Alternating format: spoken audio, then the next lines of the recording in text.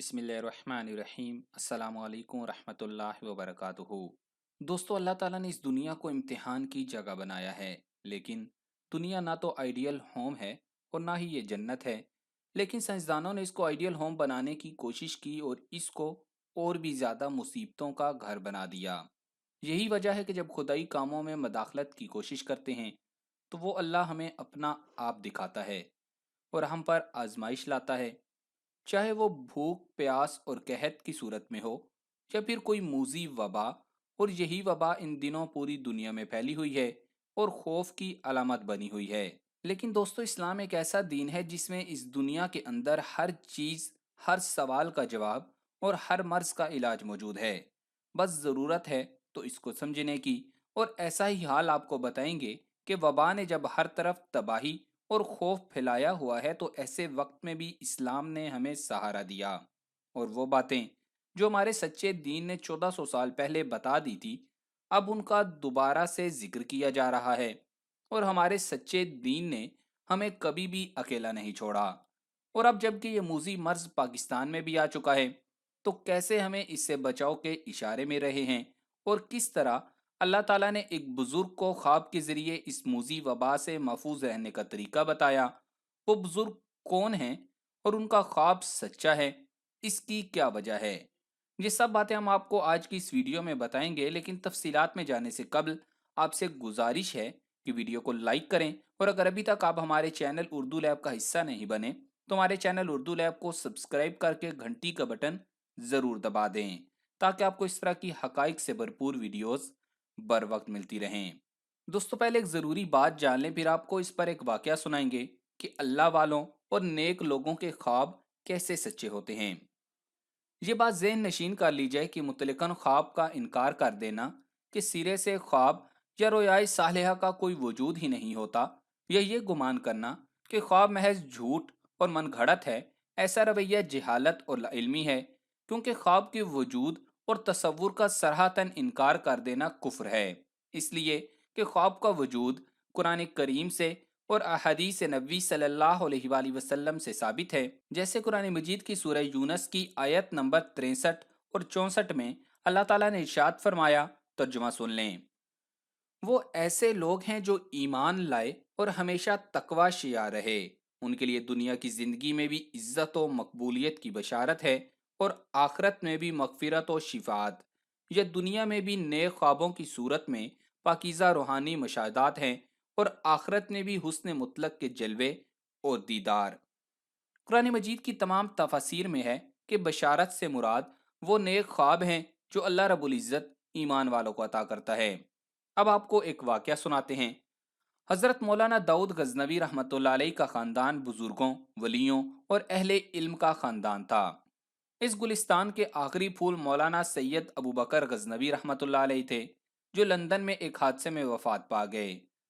मौलाना गजनवी पाकिस्तान बनने से कबल सियासत में भी बहुत हिस्सा लेते थे। अंग्रेज़ों को हिंदुस्तान से निकालने के लिए उन्होंने ज़बरदस्त जदोजहद की। उन्हें कई दफ़ा जेल भी जाना पड़ा। 1942 में उन्हें गिरफ्तार किया गया और सेंट्रल जेल लाहौर में रखा गया।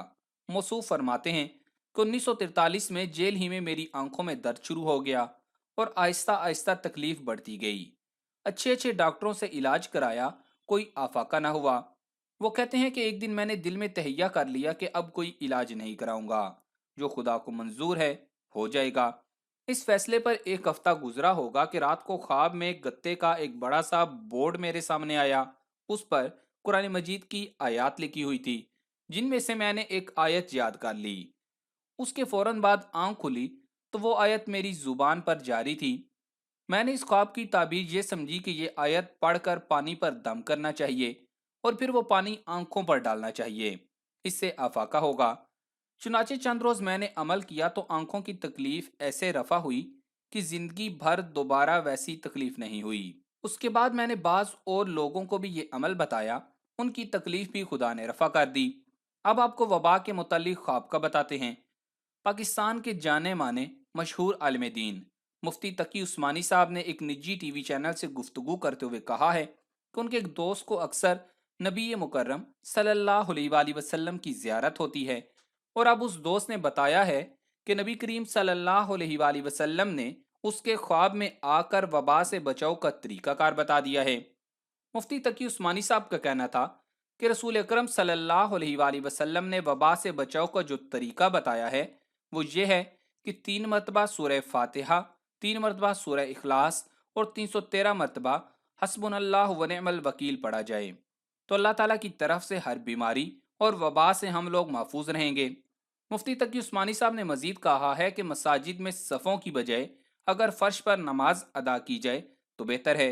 उनका मजीद कहना था कि अगर वबा ज़्यादा फैल जाए तो महकमा सेहत की हिदायत के मुताबिक मुसाफिया यानी हाथ मिलाने से भी परहेज करें, बल्कि सिर्फ मुंह से सलाम कर देना भी मुनासिब है। ऐसी सूरत हाल में जो काम शरई तौर पर फ़र्ज और वाजिब नहीं, तो उन्हें वबा की वजह से छोड़ने में कोई मजायका नहीं है। हमें रसूल करीम सल्लल्लाहु अलैहि वसल्लम की हिदायत के ऐन मुताबिक खुद ही इन बातों का एहतमाम करना चाहिए। ये अपने लिए बेहतर है और हम वतनों को वबा से महफूज रखने का तरीका भी है। मुफ्ती तकी उस्मानी साहब ने मजीद कहा कि इस वबा से मुतल्लिक हुकूमत की तरफ से जारी होने वाली एहतियाती तदाबीर पर अमल करना और हकूमती अहकामात पर पाबंदी शरी तालीमात के ऐन मुताबिक है। अपने वीडियो बयान में मुफ्ती तकी उस्मानी साहब का कहना था कि वबा का चर्चा आम है और ये कहा जा रहा है कि यह वबा पूरी दुनिया में फैल चुकी है। इसकी रोकथाम और ख़ुद को महफूज रखने के लिए एहतियाती तदाबीर इख्तियार करना बहुत ज़रूरी है। उन्होंने मजीद कहा कि बाज़ हजरात समझते हैं कि एहतियाती तदाबीर इख्तियार करने में अल्लाह पर तवक्कुल की खिलाफ वर्जी होती है। ये बात सही नहीं है।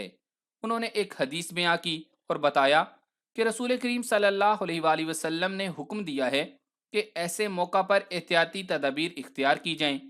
इकरमा बिन खालिद रजी अल्लाह ताला अन्हु के दादा से मरवी है कि नबी करीम सल्लल्लाहु अलैहि वसल्लम ने गज़वे तबूक के मौका पर इरशाद फरमाया, जब किसी इलाके में ताउन की वबा फैल जाए और तुम वहां पहले से मौजूद हो तो अब वहां से न निकलो, और अगर तुम्हारी गैर मौजूदगी में वबा फैले तो तुम उस इलाके में मत जाओ।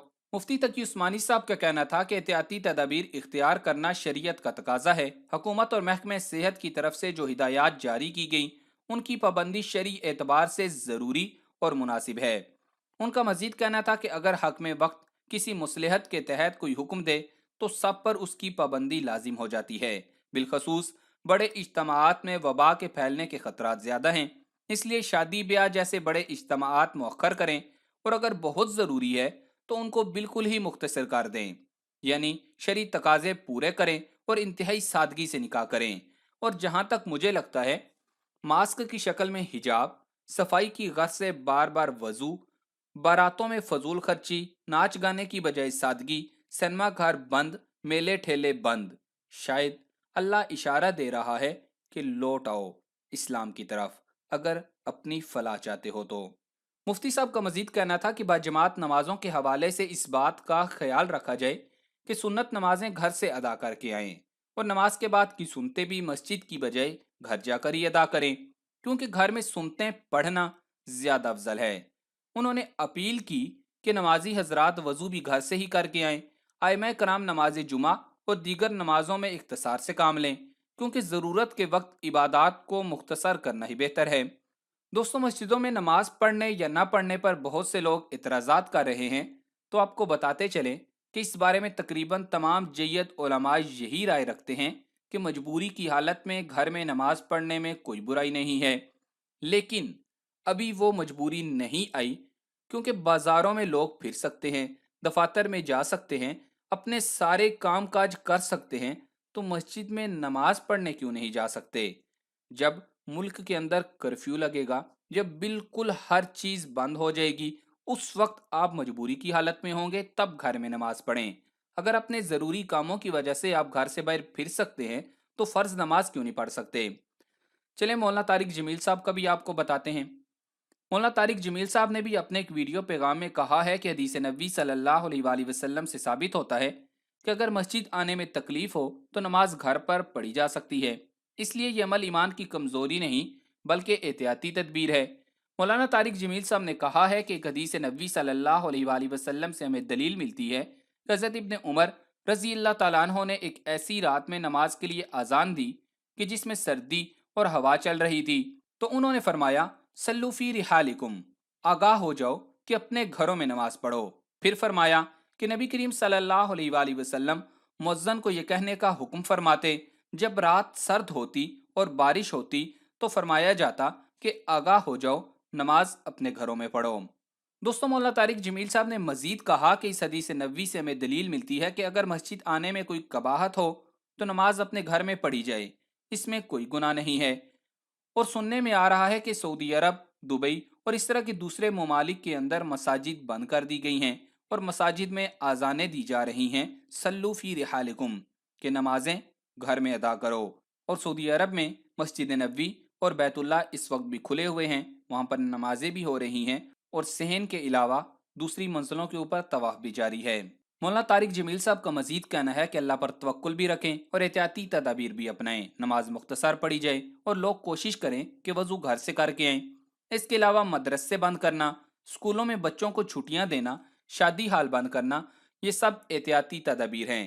और वालिदैन से गुजारिश है कि मदारिस बंद हुए हैं, स्कूल बंद हुए हैं, तो सैर व तफरीह पर मत निकलें, घरों में आराम करें। लेकिन अक्सर वालिदैन अब पिकनिक के प्लान बनाकर बैठे हुए हैं, कोई गांव जा रहा है, कोई कहीं जा रहा है, तो छुट्टियां इसलिए दी गई हैं कि घर में रहें ताकि बच्चे वबा से बच सकें। आखिर में अल्लाह ताला से दुआ है कि वो इस मुसीबत से तमाम इंसानियत और ख़ास तौर पर आलम इस्लाम को महफूज रखे। आमीन। दोस्तों, अगर आपको ये वीडियो पसंद आई है तो लाइक करके फेसबुक और व्हाट्सएप पर ज़्यादा से ज़्यादा शेयर करें। जज़ाकल्लाह।